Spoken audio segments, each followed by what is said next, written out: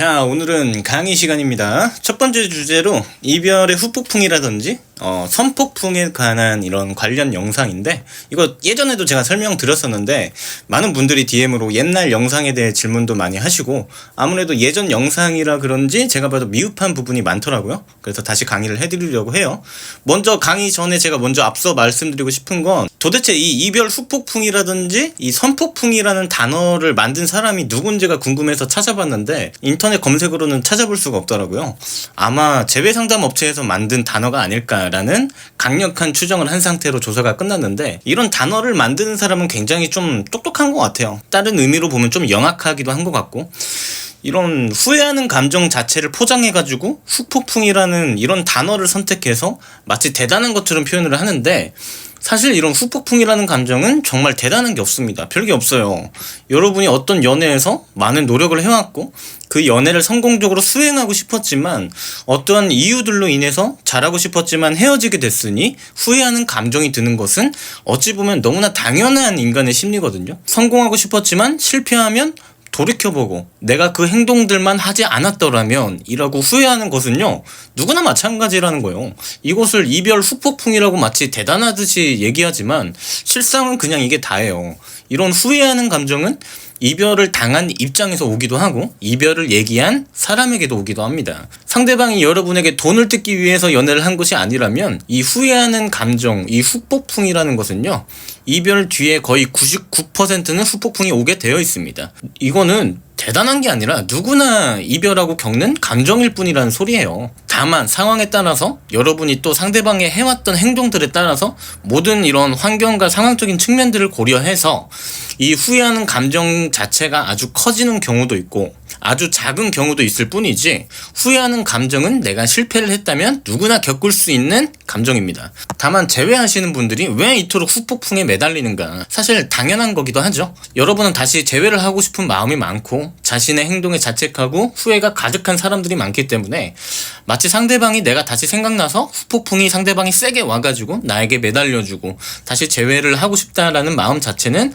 어찌 보면 당연한 거 아닌가 생각은 들어요. 하지만 여기서 정말 여러분이 중요하게 생각하셔야 되는 건, 과연 후폭풍 자체가 재회에 얼마나 많은 영향을 끼치며 재회에 있어서 상대방이 후회하는 감정, 이런 후폭풍에 대한 요소가 실제로 정말 중요한 것인가, 이걸 알아야 여러분이 이 쓰잘데기 없는 마치 단어만 거창한 후폭풍이라는 것에 더 이상 목매고 에너지 낭비하는 일이 어느 정도는 없어지지 않을까 생각해서 오늘 강의를 시작합니다. 자, 시온님은 후폭풍이 정말 예전 강의에서 쓰잘데기 없다고 하셨는데 후폭풍이 정말 재회에 영향을 끼치지 않는 건가요?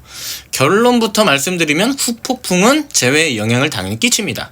아무래도 상대방이 자신의 행동에 너무 많은 후회와 자책을 하다 보면 스스로 멘탈이 털리게 되어 있고, 실제로 여러분에게 이런 후폭풍 때문에 연락이 오는 경우들도 되게 빈번합니다. 그래서 아무래도 재회를 하고 싶은 여러분의 입장에서 상대방이 이렇게 매달리는 행동을 하게 되면 여러분에게는 땡큐일 수밖에 없죠. 하지만 여기서 여러분의 이 후폭풍이 오는지 안 오는지에 대해서만 온 신경을 곤두세우고 난리를 피우는 동안 정말 중요하게 생각하셔야 되는 부분을 놓치고 있으니까 사실 후폭풍이라는 건 정말 쓰잘데기가 없다고 얘기하는 겁니다. 상대방이 후폭풍이 작게 오고 후회하는 감정을 별로 느끼지 못하더라도 재회랑은 실제로 크게 상관이 없기 때문에 그래요. 한마디로 후폭풍이라는 것이 오면 우리가 작업하기에 더 수월해질 뿐이지 작업이 되고 안 되고랑은 아무런 상관이 없다는 거죠. 그런데 마치 일반적으로 어떻게 생각들을 합니까? 상대방에게 후폭풍이 오지 않으면 영영 관계가 끝난다고 생각하는 경향들이 엄청 많습니다. 저는 사실 이런 생각 자체를 되게 한심하다고 생각하는 사람이에요. 사실 여러분이 사업을 하는 사람이라고 생각해보세요. 무조건 성공하겠습니까? 실패할 수도 있죠. 그럼 뭐 내가 실패했으면 이제 나가 뒤질 거야? 이게 마치 그런 소리 같아서 정말 한심하다는 거예요. 아니, 내가 뭔가를 실패를 했으면 다시 성공하기 위한 피드백이 있어야 될 거 아닙니까? 상대방이 감정이 식어서 헤어지게 됐다면 왜 감정이 식었던 것인지, 그렇다면 날 다시 사랑하게 만들 수 있는 방법은 없는 것인지, 그렇다면 사랑하는 감정이라는 것은 무엇이며 그런 감정은 다시 어떻게 만드는 것인지 뭔가 능동적으로 생각하는 자세가 필요하다는 말이죠. 뭐 언제는 태어날 때부터 그 사람이랑 사랑하는 상태로 태어났습니까? 여러분이 작업해서 연애에 성공했던 거죠. 작업이라는 것은 말 그대로 상대방이 나에게 다시 매력을 느끼게 하는 상황을 만들어주는 게 작업입니다.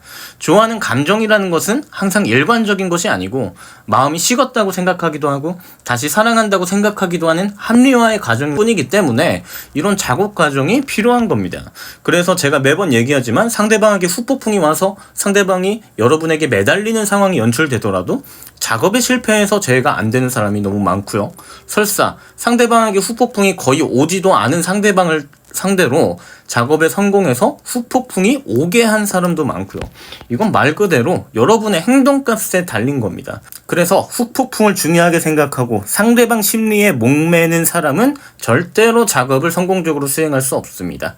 재회를 운 좋게 한다고 해도 얼마 못 가서 또 헤어질 겁니다. 분명한 관계에 문제가 생겨서 헤어진 건데 상대방이 후회한다고 바로 받아줍니까? 관계의 신뢰감은 어떡할 건데요? 다시 노력한다고 해결될 것 같아요? 어림도 없는 소리죠. 이런 마인드를 가지고 있으면 절대로 정상적인 재회를 성공시킬 수가 없습니다. 그래서 후폭풍이라는 것은 재회를 하시는 분들이라면 머릿속에서 그냥 삭제를 시키세요. 그냥 저기 장롱 속에 넣어놔요. 오든 안 오든 이 후폭풍이라는 감정은 정말 쓰잘데기 없는 감정이고 여러분이 앞으로 어떻게 행동해야 될 것인지에 대한 집중하는 태도가 재회에 훨씬 유리하고 프레임 있는 행동입니다. 그리고 다음, 만약에라도 상대방이 후폭풍이 크게 와서 여러분에게 다시 만나자는 제안을 했을 경우 우리는 재회를 하고 싶은 입장에서 그 손을 바로 잡아줘야 되는가, 어떻게 행동해야 되는가에 대한 팁을 좀 마지막으로 드리려고 해요. 여러분은 연인관계나 인간관계에서 가장 중요한 게 뭐라고 생각합니까? 저는 단연코 신뢰라고 생각합니다. 신뢰가 없으면 그 어떤 누구도 그 상대방과 인간관계를 지속하고 싶지 않아 하고 신뢰가 두터우면 그 어떤 인간도 그 관계를 쉽게 저버리고 싶지 않아 합니다. 그래서 저는 어떠한 인간관계도 연인관계도 신뢰감을 가장 궁극적으로 중요한 부분이라고 생각을 해요. 그런데 여러분 생각을 해보세요. 헤어지자고 말해놓고 얼마 시간도 안 가서 다시 만나자고 했다고 덥석 만나게 되면 과연 그 관계에 대한 신뢰감이 생길지를 한번 고민해보시면 금방 답이 나오게 되어 있습니다. 어떤 중요한 일에 있어서 최소한의 책임을 지는 행동을 하지 않으면 그 관계는 이미 껍데기가 붙어 있어도 속알맹이는 썩어 있기 때문에 금방 헤어지게 될 겁니다. 아니 분명한 문제가 있어서 헤어졌는데 감정적으로 힘들다고 생각난다고 그냥 재회를 해요? 아마 여러분 인간관계 하시다 보면 주변 친구들 중에 헤어졌다 붙었다 해보타는 커플들 많이 있을 겁니다. 감정적으로만 서로 다시 노력하자고 만나게 됐을 경우에 어떤 일이 펼쳐지는지 여러분 주변 상황들을 보면 답이 나와 있어요. 왜 본인들은 거기에 해당되지 않는다고 자신하는 건지 난 모르겠어. 99.9%는 그런 식으로 상대방이 매달린다고 제외하시면 또는 여러분이 매달려서 제외하시면 똑같은 문제로 헤어집니다.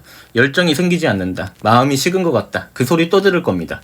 누가 그런 불안정한 관계에 투자하고 노력하고 싶겠습니까? 너무나 당연한 거예요. 그래서 만약에 그런 상황이 펼쳐지면 바로 덥석 무시면 안 됩니다. 사연마다 상황이 달라서 방향성을 제시해야 되는 것들이 다 다르긴 하지만 이대로 만나는 건 서로 너무 무책임한 것 같다. 나는 이 정도 기간을 최소한 이별을 했으면 힘들어도 책임을 지는 기간이라 서로 생각한다.